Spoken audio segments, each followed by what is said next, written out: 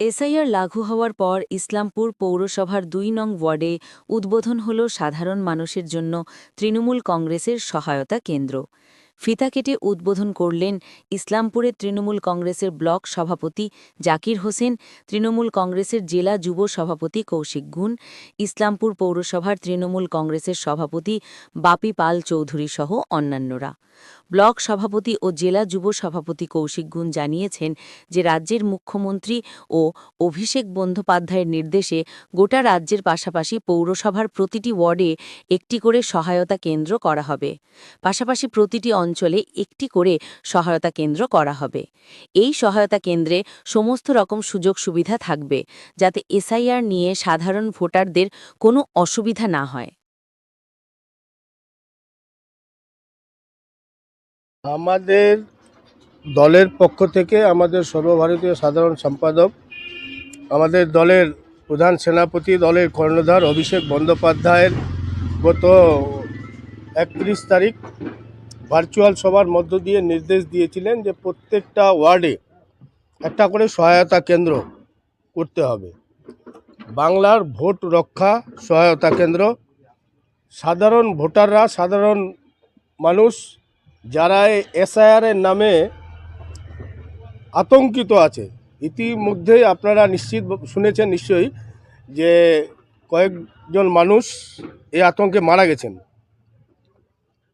তো মানুষকে যাতে ভয় না পায়, আতঙ্কে না থাকে, তার জন্য আমরা প্রত্যেকটা ওয়ার্ডে, ব্লক লেভেলে প্রত্যেকটা বুথে, অঞ্চলে একটা করে সহায়তা কেন্দ্র খুলছি।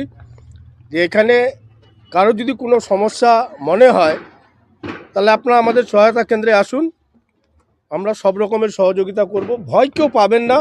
সাধারণ ভোটারদের উদ্দেশ্যে বলবো, ভয় পাওয়ার কিছু নেই। আমরা আপনাদের সাথে আছি। আমাদের বাংলার মানবিক সরকার আপনাদের সাথে আছে। আপনারা দেখেছেন গত 4 তারিখ মানে গতকাল বাংলার মুখ্যমন্ত্রী এবং আমাদের দলের সাধারণ সম্পাদক রাস্তায় নেমে এসআইআরের নামে মানুষকে যে ভয় দেখানোর চক্রান্ত করছে বিজেপি, তার প্রতিবাদ করেছে। বাংলাকে বিভ্রান্ত করার এটা একটা কৌশল নিয়েছে বিজেপি, যে 2026-এর আগে বাংলার মানুষকে কিভাবে বিভ্রান্ত করা যায়। তো বাংলা কোনোদিন বিভ্রান্ত হবেও না, বাংলার মানুষ বিভ্রান্ত হতে আমরা দেবও না। এখানে বাংলার মানবিক মুখ্যমন্ত্রী মমতা ব্যানার্জি আছে, এখানে অভিষেক ব্যানার্জি আছে, আমাদের এই জেলায় আমাদের জেলার সভাপতি, আমাদের সবার প্রিয় মানুষ, আমাদের জেলার কান্ডারি কানায়াদা আছে। আমরা সবাই মিলে মানুষদের, সমস্ত ভোটারদেরকে আমরা আশ্বস্ত করতে চাই যে আপনারা নিশ্চিত থাকুন যে আপনাদের প্রত্যেকেরই ভোট থাকবে, আপনাদের ভোটাধিকার থাকবে। তার জন্য যা যা সহযোগিতার দরকার আমাদের দলের পক্ষ থেকে করা হবে।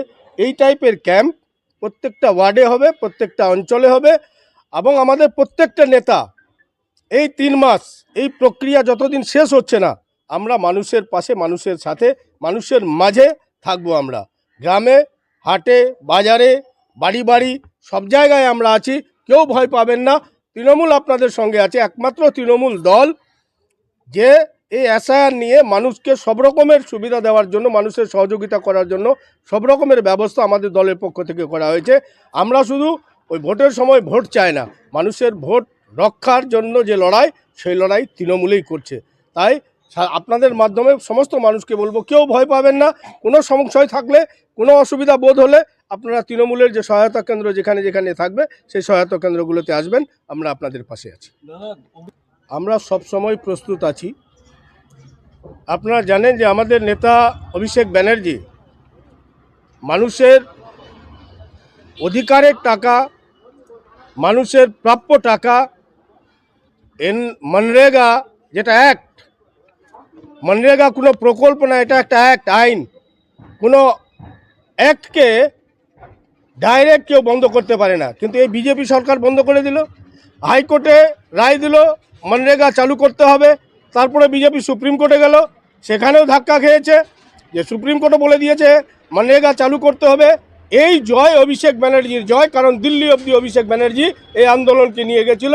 আগামী দিনে দেশকে যে এইভাবে বিভ্রান্ত করছে এসআইআরের নামে, সিএর নামে, এনআরসির নামে, এরই প্রতিবাদে সংবিধানকে রক্ষা করার লড়াইয়ে নেমেছে অভিষেক ব্যানার্জি, মমতা ব্যানার্জি। আগামী দিনে তিনি দিল্লি যাওয়ার কথা বলেছেন। আমরা তৈরি আছি, যেদিনকে আওয়াজ দিবেন অভিষেক ব্যানার্জি আমরা রওনা দিব দিল্লির উদ্দেশ্যে, এবং এই বিজেপি সরকারকে যতদিন পর্যন্ত আমরা উৎখাত করব না আমাদের আন্দোলন চলবে।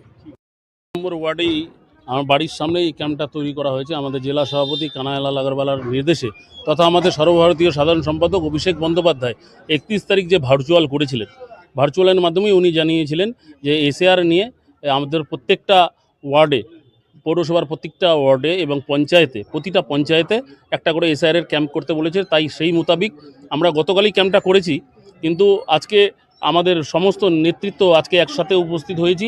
আমরা এই ক্যাম্পটা উদ্বোধন করলাম। এখানে মানুষজন সব রকম সুবিধা পাবে। যাদের 2002-এর ভোটার লিস্টে যাদের নাম আছে, 2002-এর ভোটার লিস্টও আমাদের কাছে আছে, 2025-এরও ভোটার লিস্ট আমাদের কাছে আছে। এখানে আমাদের ল্যাপটপ রেখেছি, আমাদের প্রিন্টারও রেখেছি, জেরক্স থেকে আরম্ভ করে মানুষের যাতে কোনো রকম অসুবিধা না হয় সেই রকমভাবে আমরা এই সহযোগিতা করব এই সহায়তা কেন্দ্র থেকে। আমাদের BLO 2 আছে, এখানে ডাবলুদা বিজয় চক্রবর্তী আছে, এখানে আমাদের ওয়ার্ডের হচ্ছে BLO আছে, রণদা আছে, এই পার্টিরই BLO আছে। পাশাপাশি এখানে গিয়াসউদ্দিন থেকে শুরু করে আতাউর রহমান থেকে শুরু করে পাশাপাশি অনেকেই উপস্থিত আছেন এখানে এই 2 নম্বর ওয়ার্ডে। আর সর্বোপরি এখানে ব্লক তৃণমূল কংগ্রেসের সভাপতি জাকির হোসেন মহাশয়, শহর তৃণমূল কংগ্রেসের সভাপতি বাপিপাল চৌধুরী, শহর তৃণমূল কংগ্রেসের ভাইস প্রেসিডেন্ট রণজিৎ দে, যুব সভাপতি এখানটায় শহরের সুশান্ত পাল, ব্লক যুব সভাপতি নুরুল আজম, হিন্দি সেলের রঞ্জিত থেকে শুরু করে আনন্দ ঝা, বিকি থেকে শুরু করে প্রত্যেকে উপস্থিত আছি আমরা।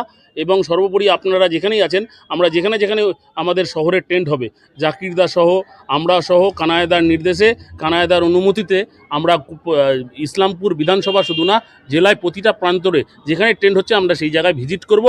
আর জাকিরদা যেভাবে বলল, আমাদের নেতা অভিষেক বন্দ্যোপাধ্যায় তিনি বলেছেন যে 3 মাস উনি রাস্তায় থাকবেন, আর নেতাকে অনুকরণ করে আমরাও আর বাড়িতে থাকবো না, সাধারণ মানুষের যাতে অসুবিধা না হয়। এই বর্তমান বিজেপি সরকার, বিজেপি পরিচালিত যে ইলেকশন কমিশন যেভাবে পশ্চিমবাংলার মানুষকে হয়রানি করছে, বাংলাদেশের পাশে 7টা রাজ্য আছে, 7টা রাজ্য কোথাও এসআইআর হচ্ছে না, শুধুমাত্র পশ্চিমবঙ্গে। ভাবছে 2026-এ আমরা এটা করে পশ্চিমবঙ্গ থেকে তৃণমূলকে তাড়াতে পারবো। তৃণমূলের সংখ্যা আরও বাড়বে। বিজেপি গতকাল আমাদের সর্বভারতীয় সাধারণ সম্পাদক মেয়র রোডে বা রেড রোডে যে তিনি পদযাত্রা করেছেন, তিনি সেখান থেকে ডাক দিয়েছেন বিজেপিকে আমরা শূন্য হাতে ফিরাবো, আমাদের এটাই লক্ষ্য থাকবে।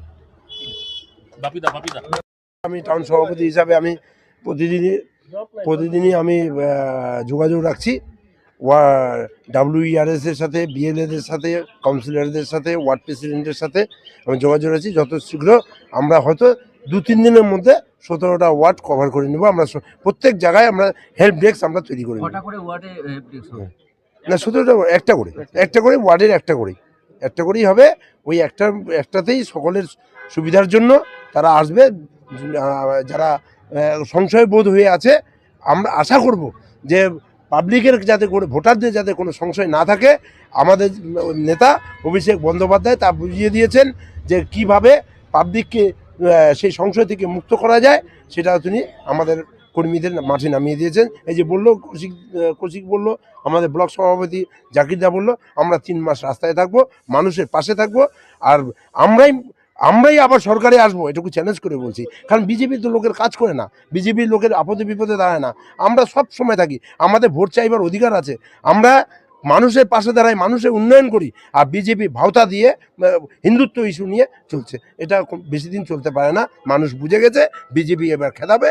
77 ছিল, 50-এর নিচে নামবে। আমাদের টাউন সভাপতি আমার বন্ধু বাপিপাল চৌধুরী বললেন, আমার ভাই কৌশিক বলল। তো এখানে ব্যাপারটা হলো কি, যে যেটা একটা কৌশল চলছে, এসআইআরটাকে দিয়ে আতঙ্ক তৈরি করে দিয়ে পশ্চিমবাংলায় মানুষকে বিভ্রান্তি করার চক্রান্ত চলছে। এই চক্রান্ত আমরা নস্যাৎ করব। আমাদের যেটা উদ্দেশ্য, যে আমরা চাচ্ছি মানুষের সহায়তা কেন্দ্র এই কারণে আমরা করছি যাতে মানুষের কোনো অসুবিধা না হয়। মানুষ যে আতঙ্কগ্রস্ত হয়ে গেছে, এই ভোটের নাম থাকবে না, হ্যাঁ, এই কারণে আমরা এখানে সহায়তা কেন্দ্র করে মানুষকে যারা আসবে আমাদের কাছে আমরা বুঝিয়ে দেব এটাকে এইভাবে করতে হবে। যারা সহযোগিতা চাইবে আমরা সেই সহযোগিতাটা করব। এই জন্য আমরা সব জায়গায় একটা করে সহায়তা কেন্দ্র করছি।